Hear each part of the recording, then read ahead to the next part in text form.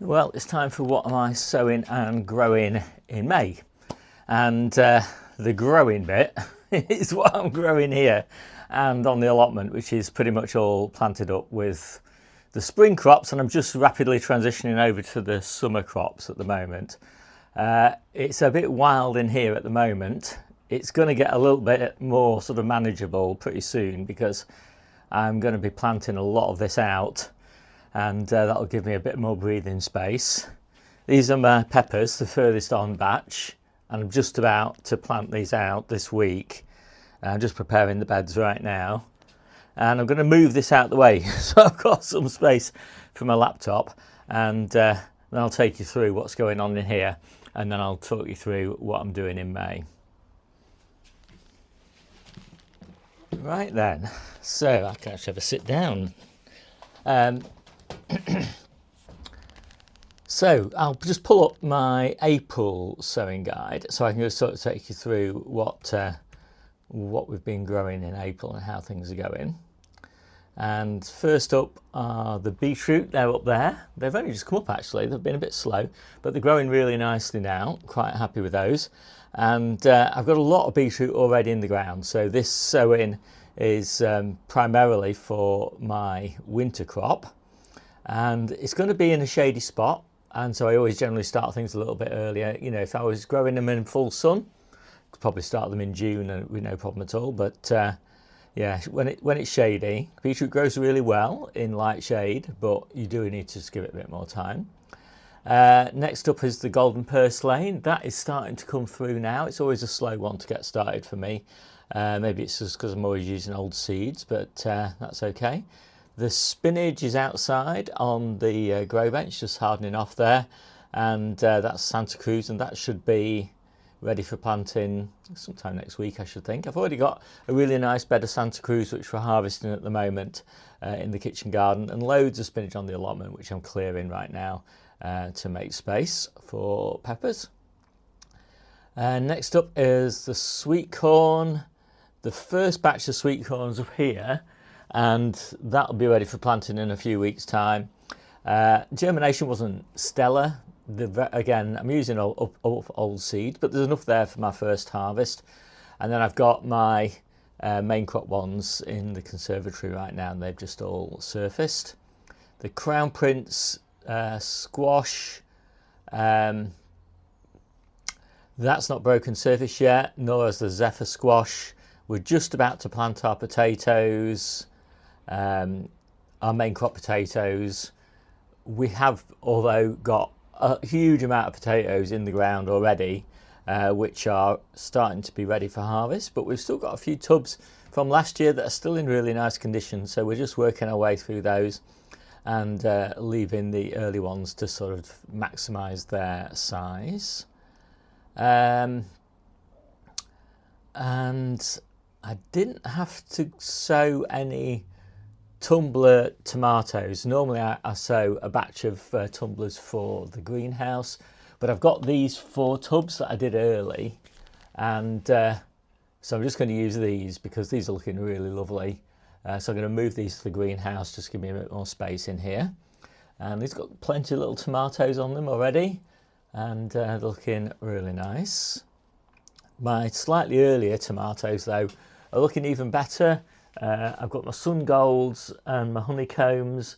They're on the 3rd trusses at the moment. The first trusses have all set fruit, and the second trusses are about to. 3rd trusses are just coming into flower. Actually, the 4th trusses are just visible. So they're well on, and I've got 4 of those plants, and actually that is going to be a decent amount for just harvesting fresh for salads and things. So pretty pleased with those. And that is about it really for April. It's been pretty good. I'm quite happy. So let's just cover what we've got in here. Things mainly from March. So we've got all of my kales and cabbages and colettes, and yeah, here. And then down there I've got some more cabbages and cauliflowers and kales, and a few more peppers, chili peppers I think, down there. They're all looking really great. They're ready to go out now. So basically any time in May I can put those out. But they're all really big, looking really healthy. And so I'm just eager to get those planted out now. Weather looks really nice for planting. Here I've got all my early peppers. They've all set fruit really nicely. I've got a lot of peppers on.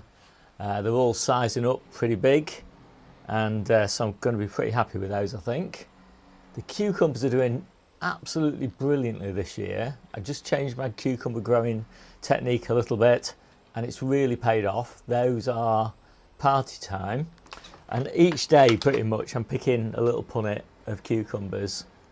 So last time we did this video I wasn't harvesting anything from here, but now I'm really bringing in the harvests. I'm getting a lot of strawberries and as I say, a lot of cucumbers, and actually that is easily paying the heating bill now for the greenhouse, which is not very much actually at the moment. Sometimes it's nothing at all, sometimes it's like 40p, occasionally it's £1 a day.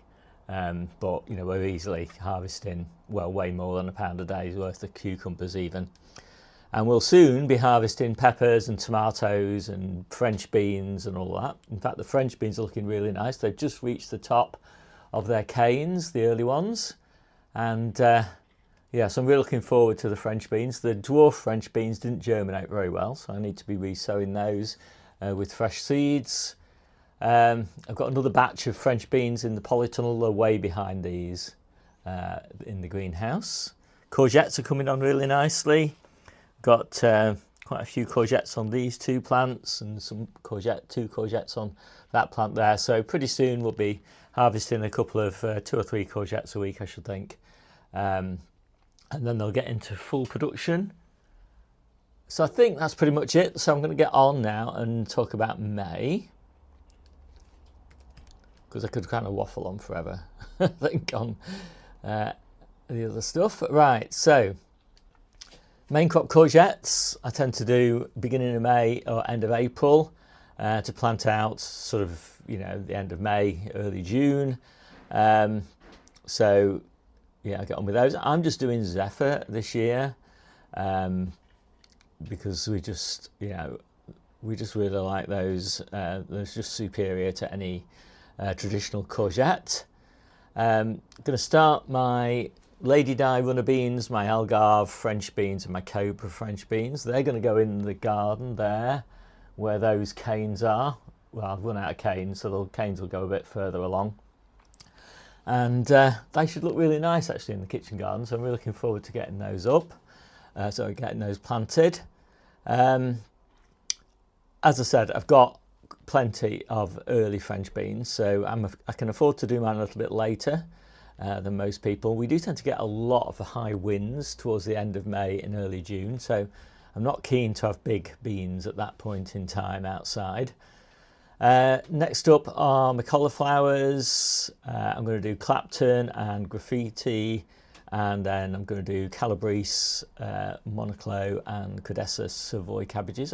I've got all of those in earlier successions. We're just starting to harvest our cauliflowers now. We've got loads of Calabrese ready for harvest as well.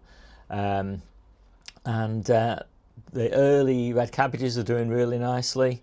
They should be ready in July. And yeah, I've got an earlier succession, as I said, of the Codessa Savoy cabbages.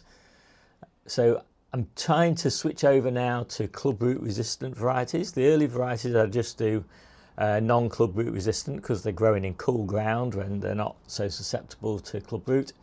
But as we get sort of further on, you know, club root's kind of rampant in summer, so I really want to get club root resistant varieties, and Monoclo and Codessa and Red Ladero and Clapton are all club root resistant varieties of cabbages and Calabrese and cauliflower.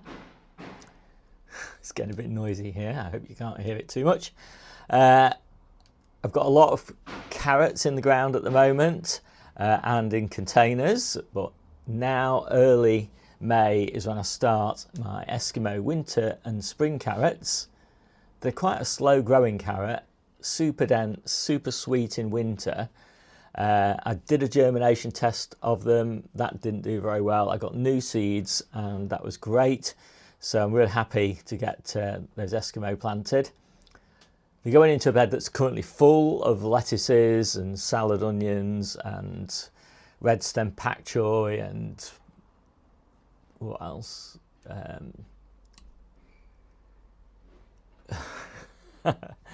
Turnips and go on, Steve, wake up, it's early in the morning. I'll get there in the end. Radish. So yeah, eventually I'll get all those out and then I can get the Eskimos in. And yeah, really looking forward to those. Last year, fabulous. We ate them from about November, I think, and we've still got a few left. So they've done really well for us. And then my main crop, Brussels sprouts, a little bit later than usual, but I've got a really nice bed of potatoes that I want to get all harvested before I put those Brussels sprouts in. I have got some earlier Brussels sprouts as well, so we won't go short early. And this later sowing will be ready for winter. Yeah, last batch of sweet corn and then lots of lettuce. I've got loads of beautiful lettuce in the kitchen garden at the moment that's almost ready for harvest. Probably I'll start harvesting that this weekend. I've got my next succession growing quite nicely, so I keep on doing the successions. I like a lot of successions of lettuce on the go, and loads of different varieties. And I've got links to everything that I'm talking about down in the description, so just open up my database and you can see everything I'm talking about. But a really nice mix of colours and textures is what I'm going for, and it'll look very similar to the beds outside once it's all planted up. And then my next batch of Antita salad onions. I just do one tray of salad onions a month. That's about right for us, and we don't get overwhelmed. Last year we did get overwhelmed with salad onions, to be honest, but we got through them all in the end. I really like salad onions, so it's not a big problem. First batch of fennel, and then the purple sprouting broccoli. So it's a low value crop, purple sprouting broccoli. You know, I mean, it's really welcome in the spring, but it's in the ground for such a long period of time. So I'm starting it now, first batch at the end of May, and then I'll do another batch in June to try and get a nice kind of staggered harvest. That's going on Debbie's plot. But then, you know, so you're planting it out in July, and it's taking up bed space from July until, you know, May. That's a long time for a crop. But as I say, it's really nice in the Hungry Gap. But if you don't have space to grow it for such a long period of time, I highly recommend Calabrese as an alternative, because you can put your Calabrese in a greenhouse or somewhere, your polytunnel or whatever, start it in September, keep it in pots until February, plant it out in February, and you're still going to get Calabrese at pretty much the same time as you're going to get purple sprouting broccoli. But then you've only got it in the bed from February until May, instead of July until May, which means you can get two other crops basically out of the ground and still get a really nice harvest. So at the same time as I'm doing my purple sprouting broccoli, I'm doing claret and red fire. Those are the slightly staggered harvest periods for those two. I'm also doing my second batch in May of cauliflowers and Calabrese.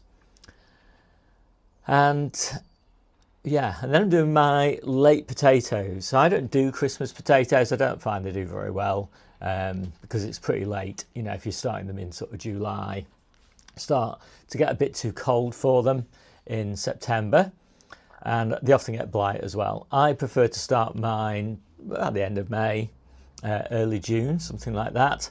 And so they're growing absolutely in the peak period, you know, the sunniest, warmest weather. So they grow really well. They size up really nicely, but because they started quite a bit later, I find that they don't sprout as early in spring. So those are the ones we're harvesting right now. They are starting to sprout a little bit, but nowhere near as many sprouts on them as the ones that we start, you know, plant now. you basically get about an extra month basically out of them. And because I don't chip I know a lot of people chip them in bright sunlight or fairly bright sunlight, like people put them in greenhouses and on sunny windowsills and things like that. I put them in fairly heavy shade, but they're still in light, and they're perfect. They chit up really lovely.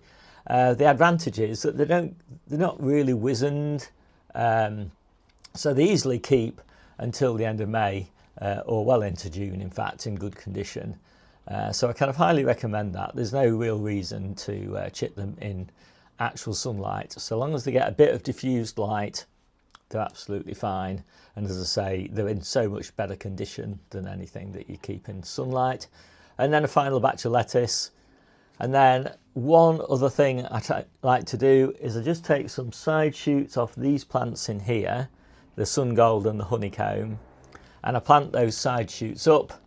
And then when I replace these plants in the greenhouse with new plants, which I'll do in sort of July sort of time, those ones that I've grown from side shoots will be in great condition, and they're the ones we'll eat all the way through autumn and into winter. And sun gold and honeycomb are really excellent, super sweet, so even late in the year the taste of them is really excellent. And yeah, and obviously they're new, young, vigorous plants when these are sort of old and really tall and growing right into the canopy of the greenhouse. So yeah, it's nice to get rid of those old plants and get new plants in. And by then, of course, the polytunnel will be full of tomatoes, so we'll not be short of tomatoes in summer. I take all the tomatoes out in October, and then, as I say, we switch over to these that are growing in the greenhouse. So yeah, I actually got some side shoots that I've already taken off these. They're all rooted up really nicely and growing strongly. So those are the ones that I'll be planting out in the first batch in the polytunnel. So I think, yeah, there's a lot of moving parts, isn't there, in the way that I garden. I'm always very conscious of it as I go through this, that there's so much to keep track of.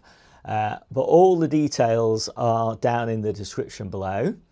And I have a weekly newsletter which takes you through everything that I'm doing each week. So everything that I'm sowing, everything I'm pricking out, everything I'm potting on, everything that I'm planting, and everything that I'm harvesting. And we are harvesting quite nicely at the moment. Really nice robust harvest for this time of year. And getting a lot better. Soon we'll be in abundance with all the tomatoes and cucumbers and courgettes and beans and all that sort of thing. All of those should come through in May. So it'll be a really nice time to be gardening. Anyway, the newsletter takes you through all that. Also, it takes you through all of the kind of things, other things to think about in each month. For example, early on in the year, there's all about planning. Now there's a lot about pests. Then there may be stuff about watering, all that sort of thing. So everything you need really is in those newsletters. And the newsletters also link to all the resources that I make available for free in my ebook, and that's all sort of fairly comprehensive garden information. So I'm done now. My name's Steve, and I'll see you soon.